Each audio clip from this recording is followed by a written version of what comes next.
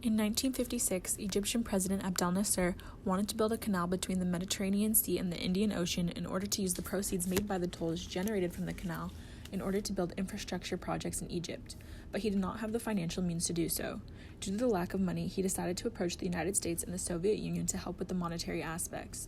The Soviet Union had fewer conditions than the United States, so Nasser decided to move forward with them. However, this was still not enough for the creation of the canal. This led to Nasser nationalizing the Suez Canal. The Suez Crisis officially began October 29, 1956, when the Israeli armed forces moved their way into Egypt. The United Kingdom and France soon after also invaded due to the valuable nature of the Suez Canal waterway.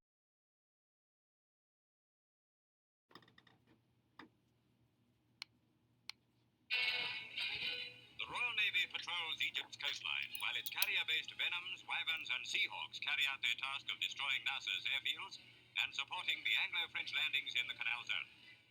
Working in close cooperation with the RAF, they play their part in a round-the-clock bombing program, which brings high praise from the Army chiefs. The accuracy and speed of their attacks makes the soldiers' job far simpler. And in this operation, watched so closely by the nations of the world, everything depends on rapid success.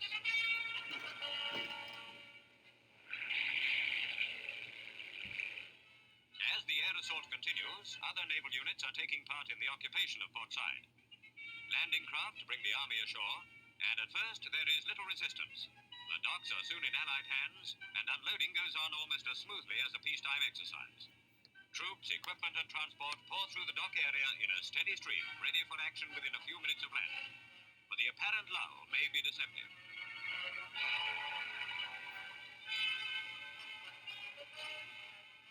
Inside the town, resistance hardens, and there are sharp clashes before Port Said is under control. The Allied forces confine themselves to dealing with the Egyptian army. They have instructions to spare life and preserve property as far as possible.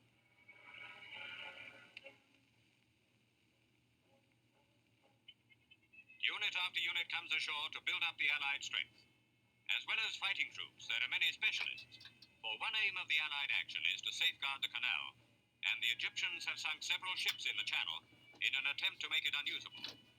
Allied aircraft were able to frustrate this plan to some extent by sinking the block ships before they could be towed into their most effective positions.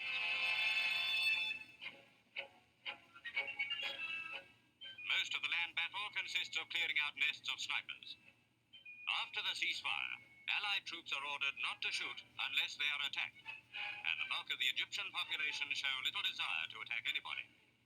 No one knows how many of these civilians are soldiers who have thrown away their weapons and uniforms, or, more dangerously, have abandoned their uniforms and kept their weapons.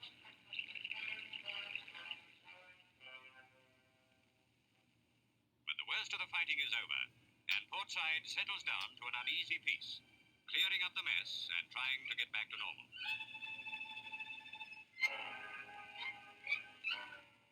Many Egyptians fought bravely, but for all Nasser's boasts and his big parades, his army is not an organized force.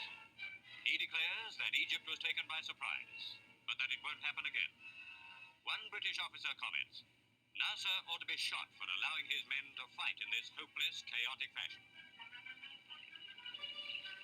Warily, British tanks patrol the streets, alert for any breach of the ceasefire.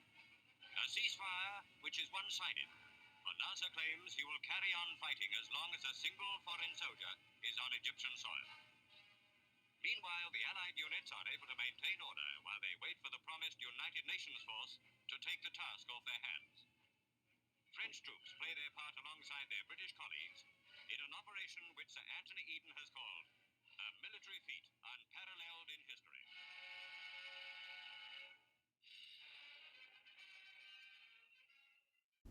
There were several actors involved in the Suez Crisis that had an impact on its outcome. One of the actors was Israel. Israel's involvement during the Suez Crisis was a response to Egypt's decision to nationalize the Suez Canal. This meant that Egypt would claim full ownership and control of the canal.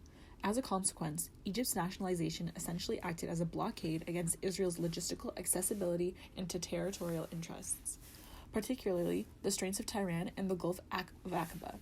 This move was not a surprise, as Egypt and Israel already had tensions years before the nationalization, coupled with insurgencies between the Arabs and the Jews, which eventually led to Arab-Israeli War in 1948. and ultimately participating in the tripartite aggression against Egypt during the Suez Crisis. Another actor involved in the Suez Crisis was the United States. The United States pushed for more cordial alternatives with Egypt because they wanted to inhibit the Soviet Union from spreading more communist influence. The United States procured peace treaties in order to diffuse conflict, particularly between Egypt and Israel. Upon hearing of the collusion between UK, France, and Israel, the U.S. President Dwight Eisenhower was furious over the supposed secret betrayal. Eisenhower demanded that the three nations, especially the UK and France, to withdraw their troops from Egypt. Despite their efforts and attempts at creating meaningful relationships with Egypt, Nasser remained reluctant and even antagonistic by continuing his arms deals with the Soviets and forging relations with China. Another key actor was the USSR. During this time, the USSR was considered to be an ally of Egypt. This is clearly seen in the Egyptian-Czechoslovakian arms deal. They supplied Egypt with $83 million worth of Soviet weaponry. The role that the USSR played during the events of the Suez Crisis could be seen as a series of contradictions. It was slow to address the crisis due to being preoccupied with the suppression of the Hungarian Revolution, which is occurring at the same time. However, the USSR eventually took a strong stance against the actions of the United Kingdom and France, going so far as to threaten a nuclear strike on the capital cities of the two nations. The United Kingdom and France were central actors to the conflict that arose during the Suez Crisis. Both the United Kingdom and France viewed Egypt's nationalization of the Suez Canal as a threat to their political and logistical control over their respective colonies.